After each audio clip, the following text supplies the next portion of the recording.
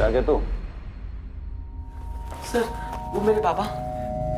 चुप, एकदम चुप। देख सचिन, तू फिर एक बार यहाँ आया ना तो तुझे तेरी आई के साथ अंदर डाल दूंगा और केस ठोकूंगा कि तेरे बाप के साथ तुम लोग भी शामिल थे उस चोरी में। चल निकल।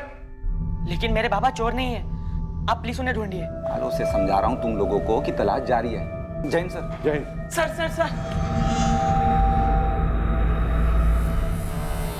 बात क्या? सर ये मेरे पापा है, आप प्लीज इन्हें ढूंढिए। मैटर क्या था उन्हें? पुराना मैटर है साहब। 9 साल पहले इसका बाप नीलेश पाठक अपने सेठ का 1.5 लाख रुपए लेके भाग गया था। ये झूठ है सर, मेरे पापा चोरी नहीं कर सकते। वो मुझसे और मेरी आई से बहुत प्यार करते हैं। आप अंदर जाइए, मैं देख लूंगा इसे। यही है इन लोगों का चक्कर। ऐसे ही नाटक चल रहा है सर। पहले इसकी माँ आती थी, अब 3 साल से ये आने लगा है। चल निकल। देखो क्या हो सकता। देख लड़के, कान खोल के सुन ले। तेरे आई और तू माने या नहीं माने, लेकिन ये सच नहीं बदलेगा कि तेरा बाप चोर है। नहीं साहब। अभी तक अच्छे से बोलते आया हूँ पर और नहीं। समझ ले सचिन, ये लास्ट वार्निंग दे रहा हूँ। तलाश का जुनून सवार था एक बेटे पर अपने पिता को ढूंढने का। 9 साल बीत चुके थे और नीलेश पाठक की कोई खबर नहीं आई।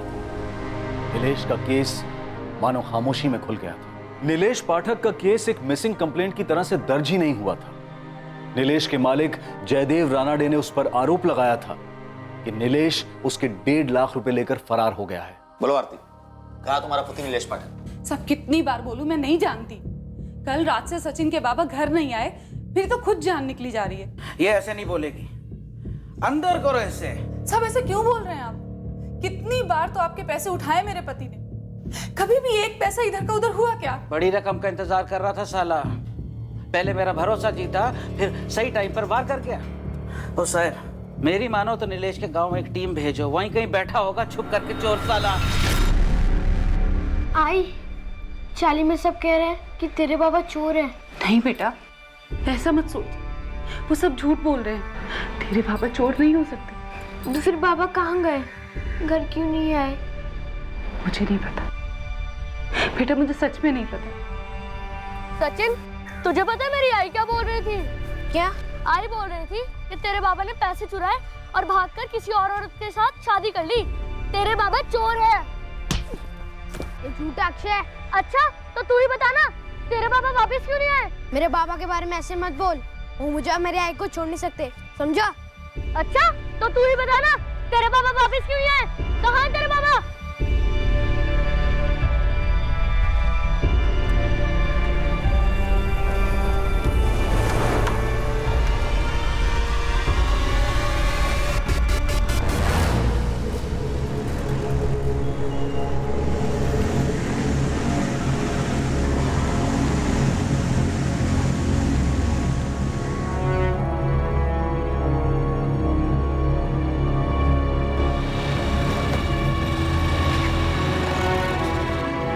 गोविंद भाऊ, बन गई आपकी बाइक, अब ठीक से चलेगी।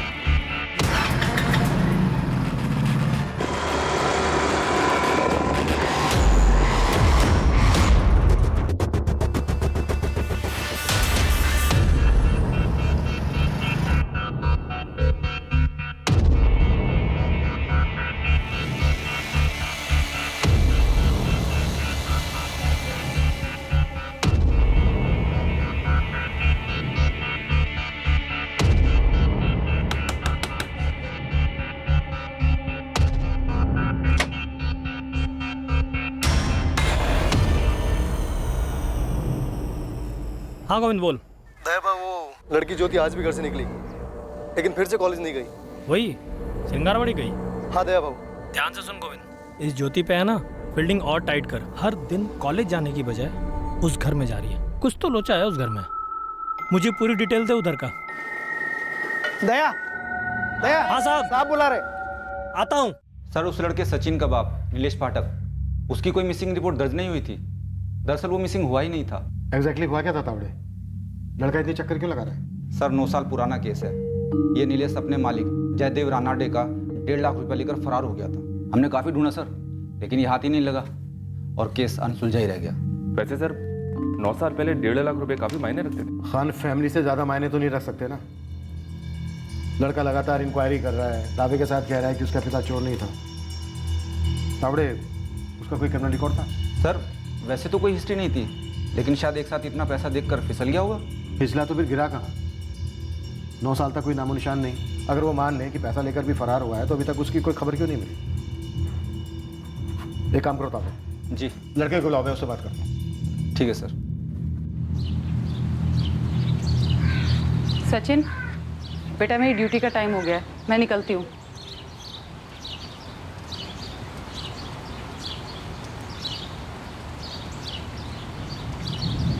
तू फिर थाने गया था?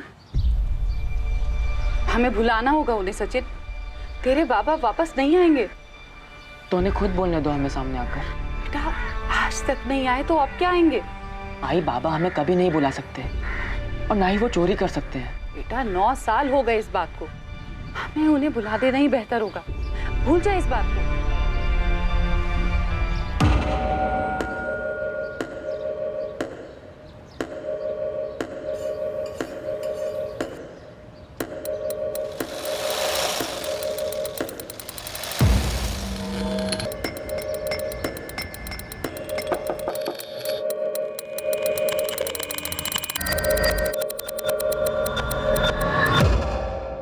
ओए 131/23 किसका है?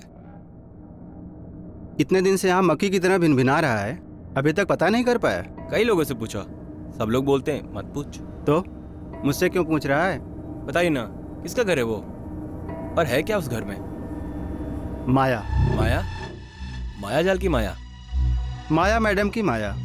मैडम का नाम माया है। भाव वो 3-4 लड़की को देखा उस घर में जाते हुए, कॉलेज की लड़कियां हैं।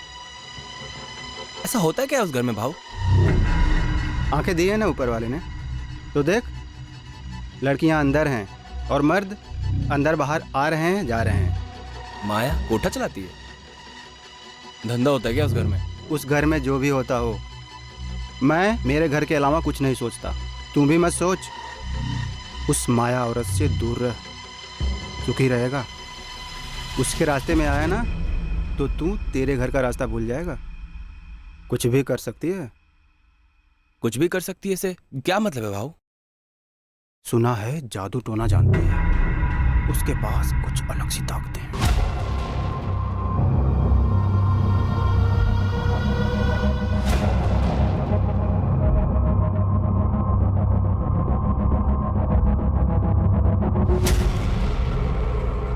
ये ज्यादा घर के बाहर बाहर नहीं जाती है, अंदर ही बैठकर झाड़ फूक तंत्र मंत्र में लगी रहती है। सुना है वशीकरण की उस्ताद है।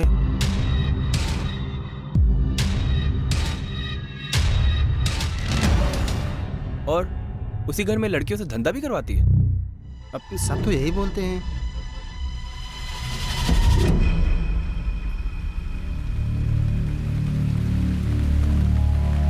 9 साल पहले का केस साहब, अब कहाँ से मिलेगा बंदा? भाग गया होगा साहब पैसा लेकर। अरे अपने चौहान साहब को इस केस में कुछ अटपटा लग रहा है।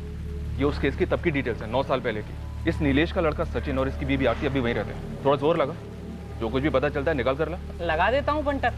वैसे मैंने एक और फील्डिंग की है साहब, श्रृंगारवाड़ी में। 2-3 दिन में सॉलिड इन्फॉर्मेशन देता हूँ साहब आपको। Murder tip? नहीं साहब, एक औरत है ना, वो घर से धंधा चला रही है और उसने कॉलेज की लड़कियों को फंसा रखा है।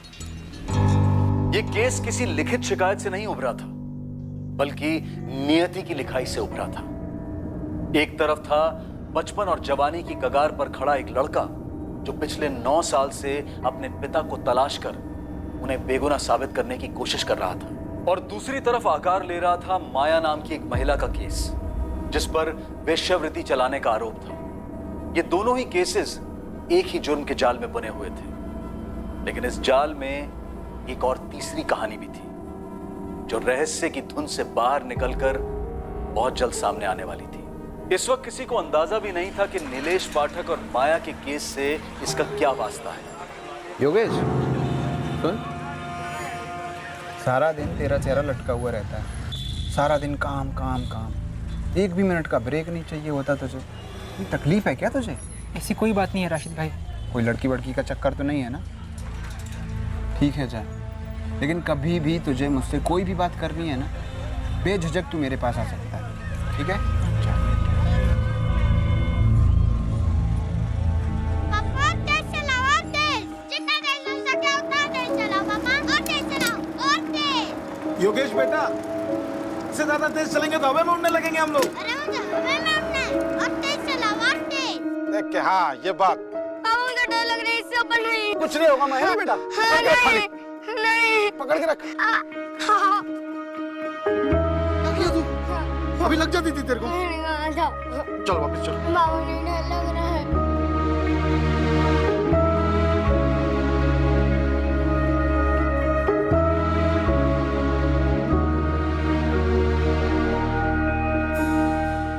देखो योगेश, जो बातें मैं दूसरे लोगों को बताता हूं उनमें सिर्फ उम्मीद होती है और कोई जादुई चीज नहीं होती। फिर भी लोग तो आते हैं ना आपके पास। लोग उम्मीद लेकर आते हैं मेरे पास। मैं जो भी उनके लिए कर सकता हूं मैं करता हूं, लेकिन तुम्हारे केस में मैं सच में तुम्हें कोई मदद नहीं कर सकता। मैंने कभी तुम्हें झूठा दिलासा नहीं दिया है, आज भी नहीं दूंगा। मगर आप जानकार हैं, कुछ तो बताइए कि मैं उन्हें ढूंढ पाऊंगा या नहीं। ढूंढा उसे जाता है जो खो गया। तेरे बाबा खो नहीं गए, तेरे बाबा तुझे छोड़कर चले गए थे। यही कहा था ना तूने मुझसे? माँ, माँ, माँ, जगदीश भाई कह रहे पापा कभी नहीं लौटेंगे। सच बोल रहा है तेरा भाई। कहाँ गए पापा? हम सबसे दूर, हम सबको अकेला छोड़ के। क्यों गए हमें छोड़ के? उन्हें कोई और मिल गई है, उनके साथ चले गए। कोई और कौन? ये सब जान के हमारी तकलीफें कम नहीं हो जाएगी। नहीं, बाबा हमें छोड़ के कभी नहीं जा सकते, और बिना बताए तो कभी नहीं। मैं सब नहीं मानता। क्या वो कभी वापस आएंगे, कभी मिलेंगे? अगर वो चाहे तो। योगेश, अब तुम्हें आगे बढ़ना है, पीछे देखकर कोई फायदा नहीं है। मेरी बात मान ले, बाबा को ढूंढना बंद कर दे।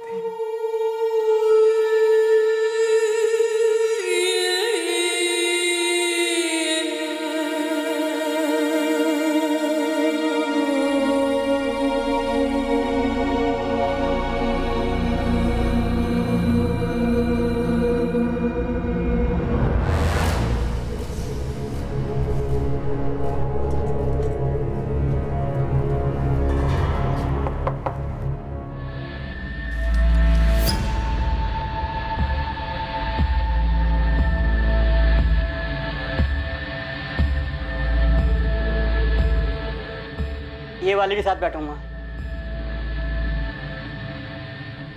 घंटे का 4000।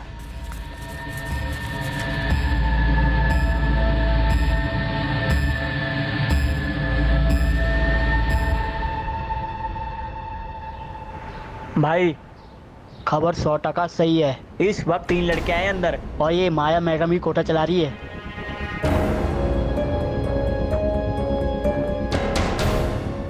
और तीनों इस वक्त अंदर है माया के घर में। हाँ साहब, अभी कस्टमर लोगों के साथ। अगर अभी एक्शन लिया ना तो रेड हैंड मिलेगा साहब। हाँ, टीम तैयार करो।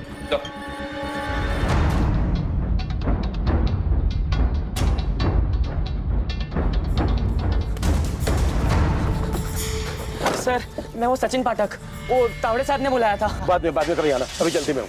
चलो।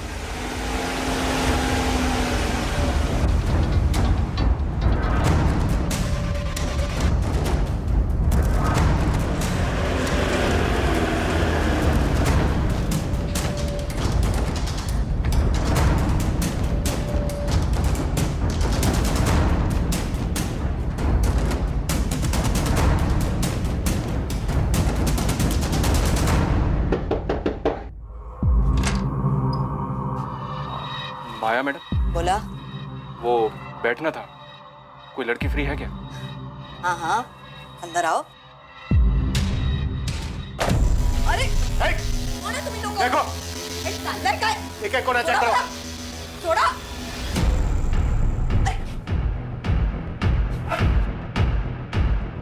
कौन हो? कौन तुम लोग? पुलिस। बाहर चलो, बाहर चलो। ओ साहब, सुनो मेरी बात, 2 मिनट बैठ के बात कर लेते हैं। बिल्कुल करेंगे, लेकिन यहाँ पर नहीं, मेरे थाने में।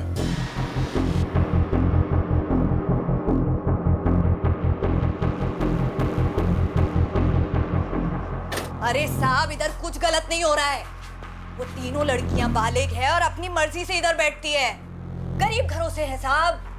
इन तीनों लड़कियों की डिटेल्स हैं हमारे पास। अब तुम ये बोलो कि ये धंधा अकेला चला रही थी या फिर तुम्हारा कोई जोड़ीदार भी है? ये कोई जोड़ीदार नहीं है, मैं अकेली ये धंधा संभालती है। तीनों लड़कियों का सहारा है मैं। साहब थोड़ा सोच के।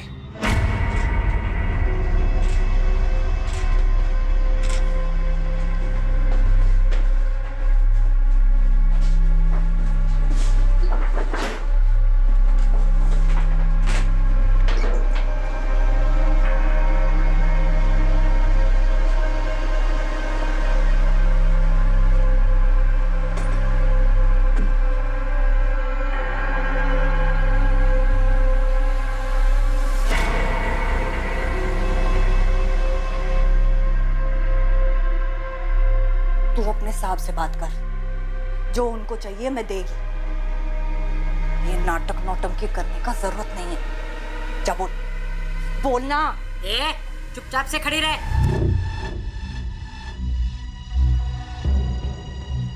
नाबालिग लड़कियों को अंदर छिपा के रखा होगा। ना। ओ माया मैडम, बंद कमरे की चाबी दो। क्यों? उस कमरे में पूजा पाठ का सामान है और कुछ नहीं उधर। हमें खुद देखना है कैसी पूजा पाठ करती है। चाबी दो। एक बेसहारा औरत का निजी कमरा खुलवा रहे हैं आप? ओ गरीब बेसहारा औरत। नाटक बंद कर, मैं सच बोल रही है साहब, कुछ नहीं है उस कमरे में। चाबी।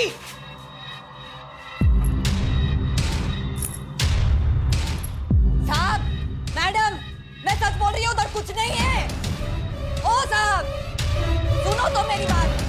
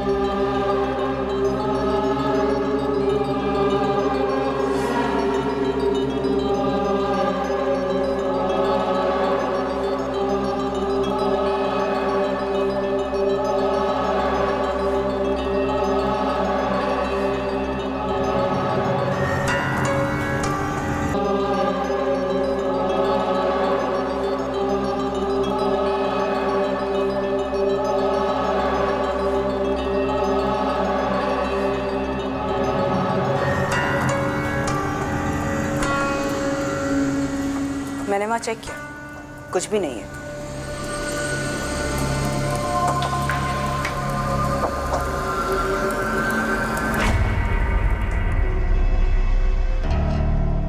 सर ये औरत माया धंधे के अलावा जादू टोना भी करती है ऐसा लगता है। सर ये खुद करती होगी या करवाती होगी? तांत्रिक पार्टनर होगा इसका। पता नहीं क्यों मुझे ऐसा लग रहा है कि दीवारों के पीछे जरूर कुछ है। हो सकता है सर, ये माया धंधे के साथ साथ काला जादू भी कर रही है और पता नहीं क्या क्या काली करतूत छुपा रखी होगी। ये धक्का काय को देती? बैठ रही है ना। ताई सेटलमेंट करवा दो ना साहब से बात करके, कहीं हमारे घर वालों तक तो ये बात नहीं पहुंचेगी ना। तुम लोग फिक्र मत करो, मैं है ना, कुछ नहीं होगा तुम लोगों को। बहुत देखे पुलिस वाले, कई आए और कई गए, ये भी आएगा लाइन पे।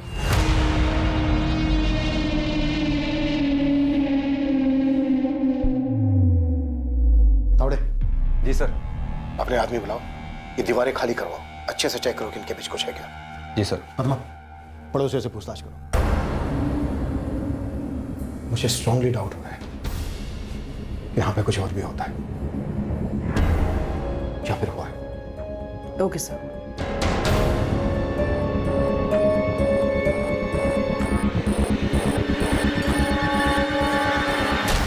एक उड़ती हुई खबर एक रेड में तब्दील हुई। एक कोठे का पर्दाफाश हुआ तो नजर में आया एक बंद रखा गया कमरा जो सामने से एक पूजा घर लग रहा था। लेकिन पुलिस को एक आभास हुआ कि इस कमरे में कोई राज छिपा हुआ है। इस रेड की बदौलत रोशनी में आया माया के घर का यह कमरा आगे जाकर एक बड़ा खुलासा करने वाला था, एक चौंका देने वाला बड़ा खुलासा।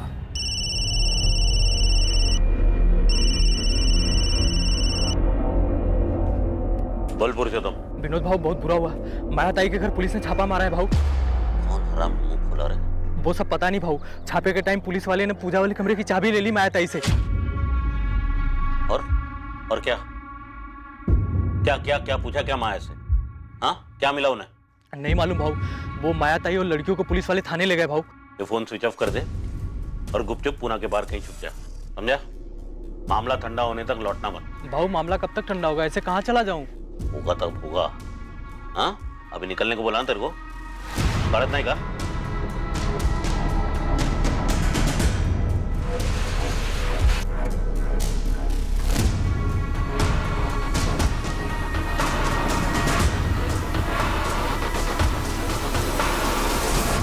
अरे मैं क्या, पूरी शिंगरवाड़ी जानती है क्या होता है उस माया के घर में। तो ये कौन सी नई बात है? सालों से चलता आया है। और सालों से शिंगारवाड़ी के लोगों ने कुछ नहीं किया, एक पुलिस कंप्लेन तक नहीं की। बहुत डेंजर है वो औरत। पता नहीं कैसी कैसी चीजों में सुई हुई घुसाती है, नींबू मिर्ची फेंकती है। अगर उसके कोई मुंह लगा, उसने कुछ फूक फूक दिया तो? अच्छा हुआ कि किसी ने तो हिम्मत दिखाई। अब आप लोग थोड़ी सी हिम्मत कीजिए, इस माया का कोई ना कोई साझेदार तो जरूर होगा ही होगा। कौन है वो? उसके घर में एक आदमी आता है, विनोद भाव। हाँ, विनोद भाव बोलते हैं उसको सब। उसका पूरा नाम तो मेरे को मालूम नहीं, लेकिन वो ना उस माया का यार है, सालों से आ रहा है। माया उसके अपने पति के साथ रहती थी, तब भी आता था, अब भी आता है। दया। हाँ मैडम। मुझे इस विनोद की पूरी डिटेल चाहिए। ठीक है मैडम, आज शाम तक सारा चिट्ठा निकालता हूँ। हो साहब, सबसे पहले वो तीनों लड़कियों को छोड़ दो, उनका कोई गलती नहीं है। जगह मेरी है और धंधा भी मैं ही करती है।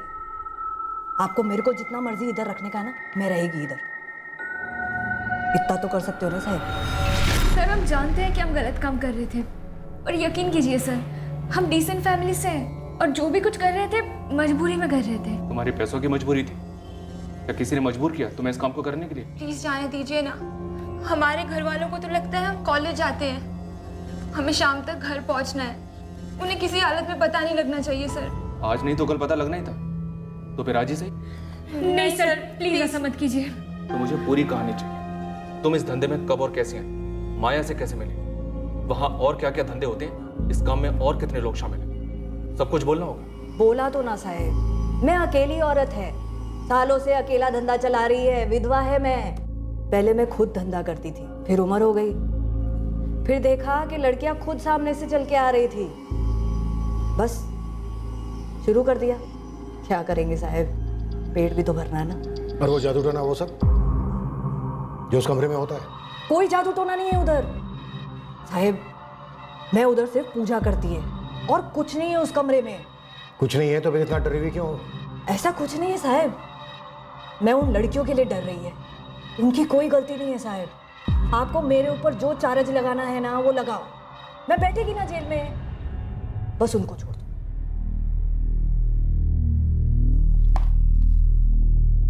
किसका नंबर है ये? पुरुषोत्तम का।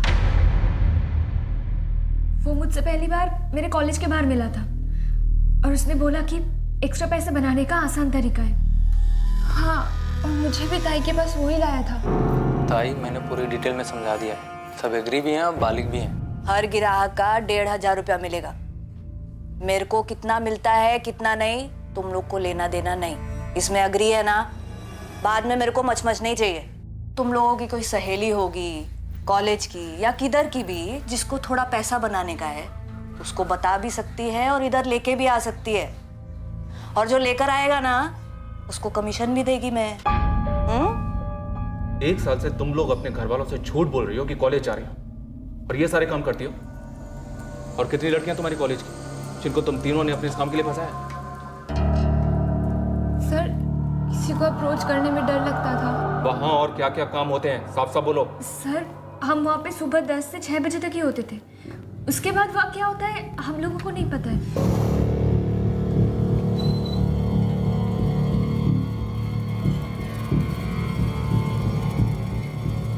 ये बगल वाली दुकान विनोद भाव की है? जी विनोद जोशी जी का ही है। कहाँ है ये विनोद जोशी? वो थोड़ी देर पहले तो थे, फिर एकदम से दुकान बंद करके चले गए थे। घर कहाँ है इसका?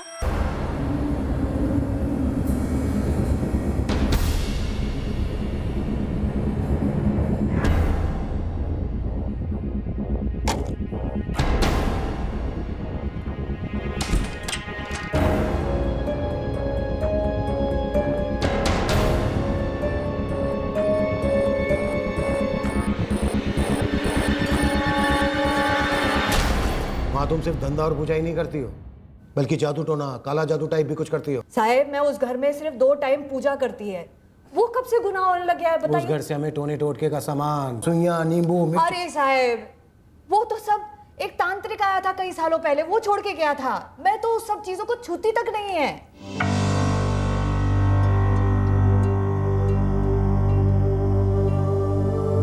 साहब वो इंस्पेक्टर महात्रा ने बुलाया है, सचिन पाठक कहिए उन्हें। अरे हाँ सबको पता है तू कौन है और तेरी स्टोरी क्या है। साहब बिजी है, तुझे बैठना है तो बैठ, नहीं तो कल आ जा। नहीं साहब बैठता हूँ। ठीक है।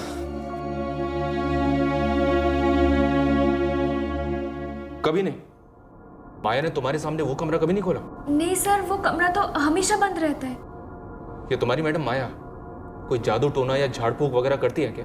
क्या सर हम तो ये सब पहली बार सुन रहे हैं। हाँ मतलब ताई बड़ी धार्मिक टाइप की लगती है, टाइम टू टाइम जाप भी करती है और प्रार्थना भी करती हैं। ताई चाय बनाई थी आपके लिए। ठीक है उधर रख लो।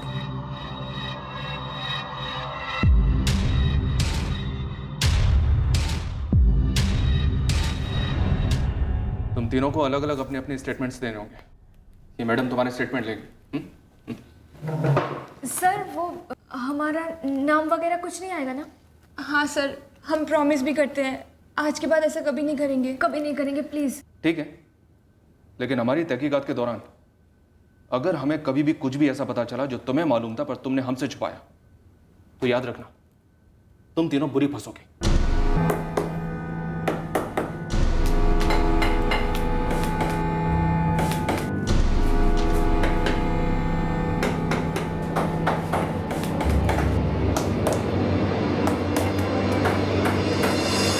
कर रहे हैं मैडम? पुलिस वाली क्या हुई? कुछ भी अनाप शनाप बोलेंगे? मेरे पति का दूर दूर से वास्ता नहीं है इन सबसे। तो फिर कहाँ छुपा है आपका पति? फोन क्यों स्विच ऑफ है विनोद जोशी का? मेरा पति एकदम इज्जतदार आदमी है मैडम, 20 सालों से सही तरीके से अपना काम कर रहा है। काम से गया होगा कहीं और फोन किसी कारण बंद रखा होगा। ये 2 और 2 मिला के बहुत बड़ी गलती कर रही है आप। महिमा जी हमने ऐसी मन घड़न नाम नहीं निकाला आपके पति विनोद जोशी का और धमक पड़े हैं आप एक काम कीजिए, श्रृंगारवाड़ी में आप अपने पति की फोटो घुमाइए एक बार माया के घर के पास और पूछिए औरत से, आदमी से, जिस मर्जी से पूछिए कि आदमी है कौन। फिर देखिए कितने इज्जत से नाम लेते हैं वहां के लोग आपके पति विनोद जोशी का। साहब वो मैं सचिन पाठक, वो महात्रे साहब ने बुलाया था। वो नीलेश पाठक केस के लिए? यस सर, वो मेरे फादर हैं। जो 7 साल पहले कुछ पैसों के साथ गायब हुआ था। चोरी का केस दर्ज है ना? नहीं सर, वो 9 साल पहले गायब हुए थे। सब कहते हैं उन्होंने चोरी की थी, लेकिन सब झूठ कहते हैं। आप पता लगाइए ना प्लीज। हाँ हमने हमारी टीम को काम पे लगा दिया, सर्च कर रही है। कुछ भी हाथ लगेगा तो मैं बताएंगे। थोड़े साहब यहाँ तो कुछ नहीं है और लगता नहीं कि दीवार के पीछे कुछ हो। साहब को लगता है यहाँ कुछ गड़बड़ है, इस धंधे के पीछे कुछ और भी है।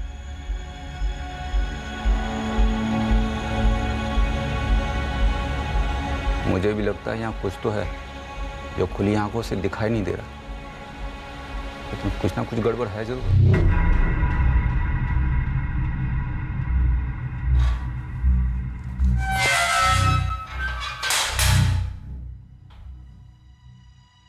कुछ भी नहीं मिला तावड़े? सर वैसे तो कुछ नहीं, लेकिन यहाँ कुछ ठीक नहीं लग रहा है।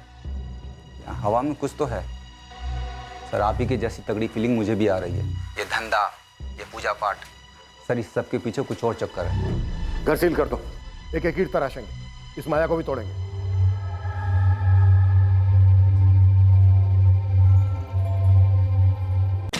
दया, शंगारवाड़ी में तूने इतने दिन तक फील्डिंग लगाई, फिर विनोद जोशी और पुरुषोत्तम तेरे रडार पर कैसे नहीं आए? और अब दोनों का फोन स्विच ऑफ है। मिस्टेक हो गया साहब।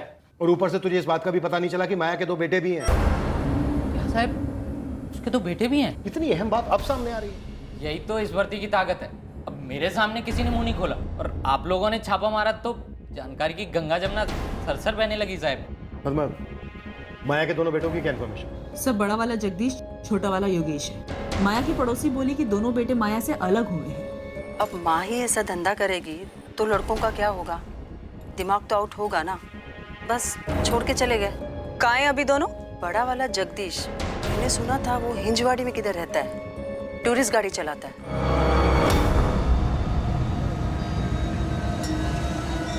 छोटा वाला मैकेनिक है योगेश, पता नहीं कहाँ चला गया। 3 साल हो गए उन्हें गए हुए, जगदीश और योगेश को, लेकिन दोबारा कभी इधर देखा नहीं। फिर ये माया का पति कब मरा? मरा कहाँ? सब बोलते कि सालों पहले उसे छोड़ के चला गया था।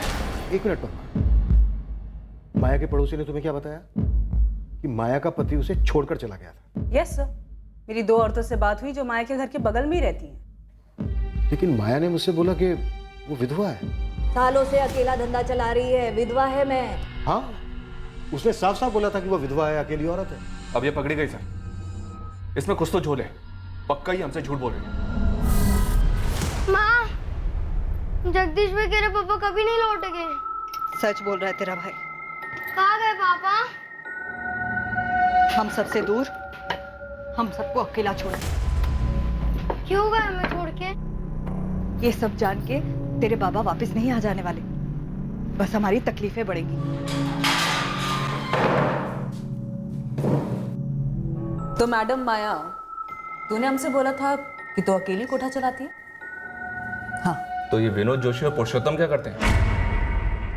तेरे साथ पूजा पाठ करते हैं, जादू टोना? कहाँ हैं दोनों?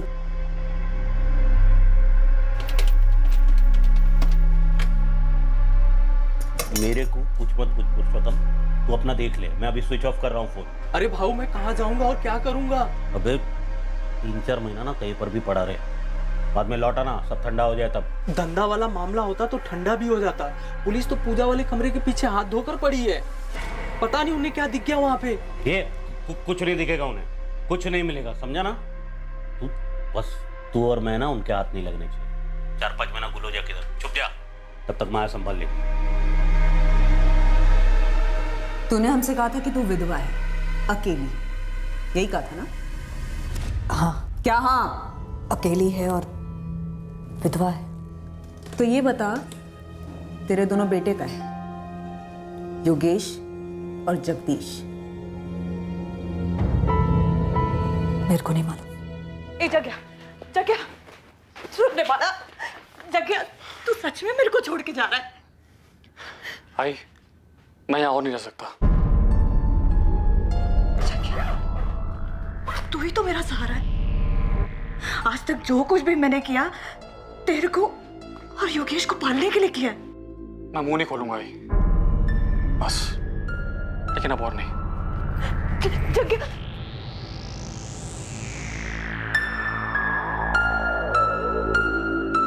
आई, मैं जा रहा हूँ। किधर जा रहा है तू? घर छोड़ के जा रहा हूँ, मुझे अपना रास्ता खुद ढूंढना है। पहले जगदीश चला गया, अब तू भी चला जाएगा तो तेरी आई के साथ कौन रहेगा? इस घर में मैं कभी दोबारा वापस नहीं आऊंगा। खून पसीना एक किया दोनों के लिए, लाज शर्म सब कुछ भुलाया, सब कुछ।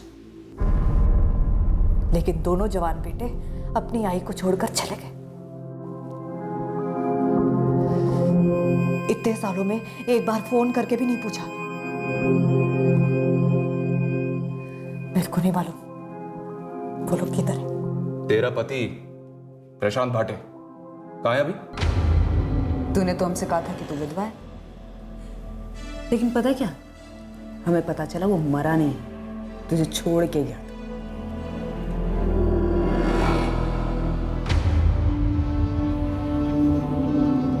ए माया, किससे बात कर रही हो? इधर देख के बात कर। तूने हमसे कहा तू विधवा है, झूठ। तूने हमसे कहा कि तू वो कोठा अकेले चलाती है, ये भी झूठ। अब तू ये बता कि तू उस बंद कमरे के पीछे करती क्या है, उसकी सच्चाई बता।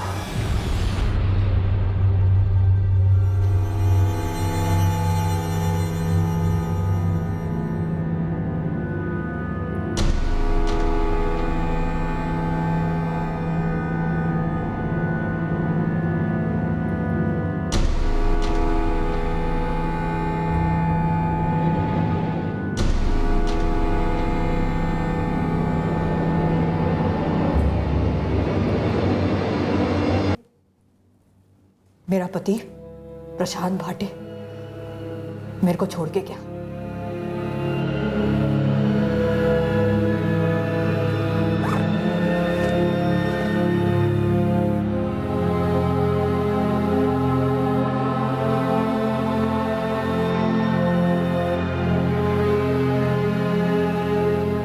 इस बात को 12-13 साल हो गए। क्यों छोड़ा उसने? वही दूसरी औरत। उसके बाद से उसकी कोई खबर नहीं, मैंने भी नहीं ली। योगेश भाटे,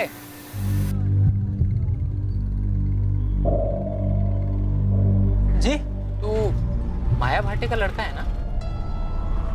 पुलिस ने अंदर किया उसे, घर पे रेड पड़ी है।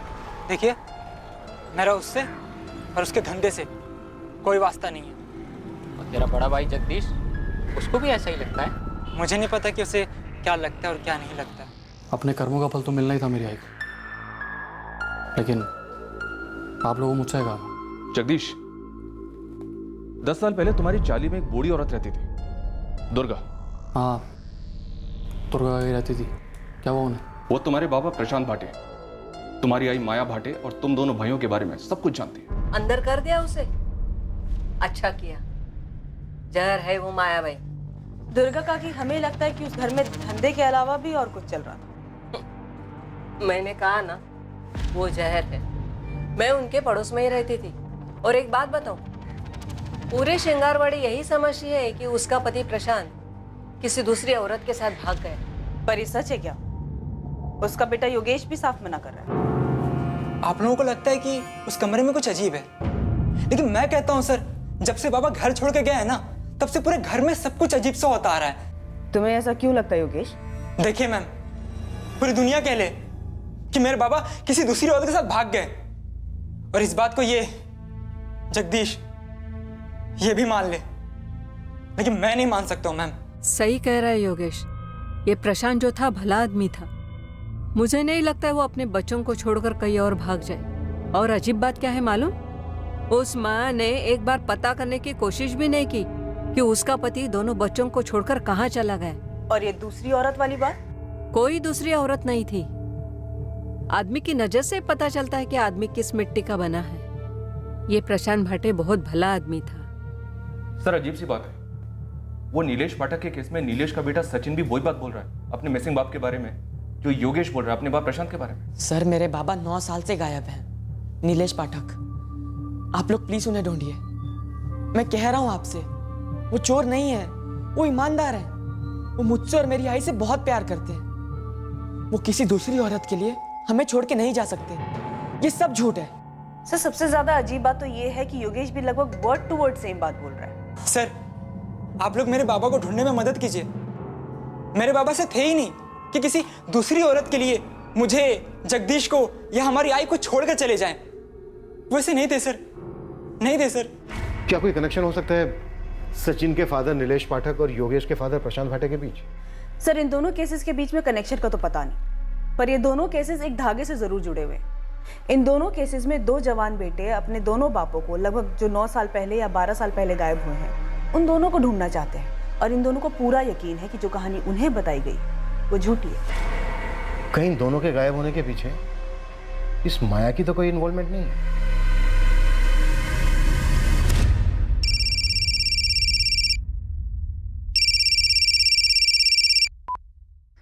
हेलो। अगर मेरा नाम नहीं आया तो मैं एक काम की बात बता सकता हूँ। तू कौन बोल रहा है? पुरुषोत्तम। ओ पुरुषोत्तम, चल बोल अब, तेरी माया ताई के घर में क्या हो रहा था और उस कमरे का सच क्या है? आप लोग बेकार में उस कमरे के पीछे पड़े हो, वहाँ कुछ नहीं मिलेगा, लेकिन मैं एक मर्डर के बारे में बता सकता हूँ। मर्डर? किसका मर्डर? किसने किया? मेरा कोई हाथ नहीं है, मैं पहले ही बोल रहा हूँ, और ये जानकारी मैं सिर्फ तब दूंगा जब तुम मुझसे वादा करो। इस केस में मेरा नाम नहीं आना चाहिए। अबे पुलिस का खबरी हूँ, कोई कोर्ट का जज नहीं। और देख, मैं तेरे को वादा सादा नहीं कर सकता, लेकिन एक बात बोल सकता हूँ कि अगर सरकारी गवाह बनेगा और पुलिस की मदद करेगा तो तेरी सजा कम हो जाएगी, वरना देख वो तेरा पक्का है। ज्यादा मत सोच, क्योंकि इसके सिवा तेरे पास कोई चारा नहीं है। अब जल्दी से बता दे, किसका मर्डर किसने किया? वो क्यों चले गए? वो हमें ऐसे छोड़कर नहीं जा सकते। अगर छोड़कर गए भी हों तो ऐसे बिना कुछ बताए क्यों गए?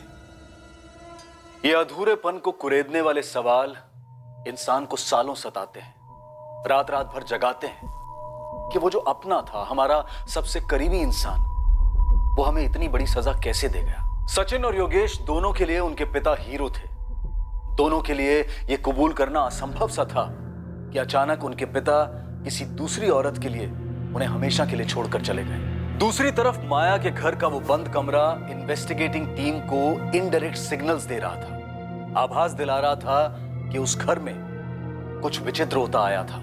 पुलिस को हो रहे आभास में एक सच्चाई थी, और इस सच्चाई को माया के अलावा एक और आदमी जानता था, और वो था माया का प्रेमी विनोद जोशी, जो कि इस वक्त फरार था। और इस सच का एक हिस्सा माया को लड़कियां देने वाला दलाल पुरुषोत्तम भी जानता था।